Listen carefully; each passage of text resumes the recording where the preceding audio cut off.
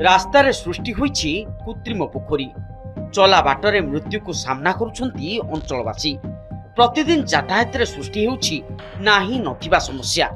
संबलपुर जिला को संजोग करुवा 153 बी जातीय राजपथर खमारठारे दीर्घ वर्ष हेब पानी जमी रहुवा बेले पुति गंधमय परिवेश सृष्टि होइछि। बारंबार रास्ता समस्या नहीं अभियोग कले मध्य कर्तृपक्षों निघा नाही। स्कूल जीवा पई छात्र छात्री माने नाही नथिबा असुविधा भोगुछंती।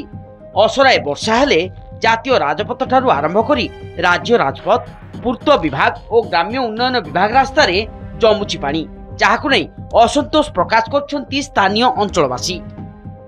सरकार कर वर्षे पूर्ति हिसाब एटा देखेबे सरकार कोना एटा आगे हमर देखंतु छंडपदा मेन रोड पूर्त विभाग रास्ता सारे एटा लिंक रहउछि आगे एठु जरपड़ा 25 किलोमीटर केमिति पोखरी भलिया पानी सरकार को ड्रेनेज व्यवस्था देखंतु मेन रोड ऊपर आगे लोक केमिति अवस्था व्यवस्था रे जाउछंती आपण एटा अनुमान करिवे भितर दीर्घ ठीक 7-8 वर्ष धरि नै बरसाई पंचायत रो मेन रोड रे हम बहुत एडी शिकारी हलु। प्रत्येक प्रशासन को जाई दाबी आपत्ति करी माँ भौणी मान को आम धरिकी भी जाई से राली कलुनी किंतु एते आम कथा कहीं पर्यंत सुनना।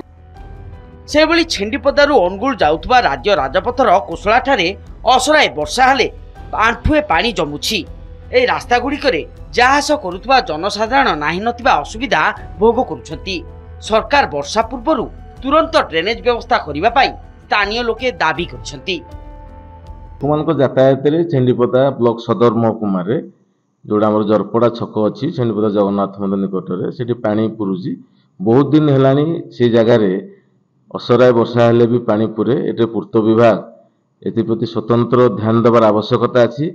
से पानी को किपरि निष्कासन सेठू हो पार गतकाली कहते खूब शीघ्र यार व्यवस्था कराओ लोक ना ना असुविधा होउछि आंठुए पानी पुरुछि सेठी। बंगोपसागर लघुचाप फल वर्षा मात्राधिक हो गला जहाँफल रास्ता घाट में आज पानी बहुत जोरे पूरिकी रोचे जहाँफल गमनागमन असुविधा हो मेडिकल जीवार लोक असुविधा हो छोट पिला माने जीवा बेले रास्ता रे पानी रे जाई पारु नाहांती। यहाँ त्वरित पदक्षेप नहीं सरकार ड्रेनेज व्यवस्था करागले आमे समस्ते खुशी। सरकार को वर्षे पुरुछि आज पर्यंत सुधुरिनी ड्रेन समस्या असराय वर्षा बेहाल हो पड़ुछि छेंडीपदा।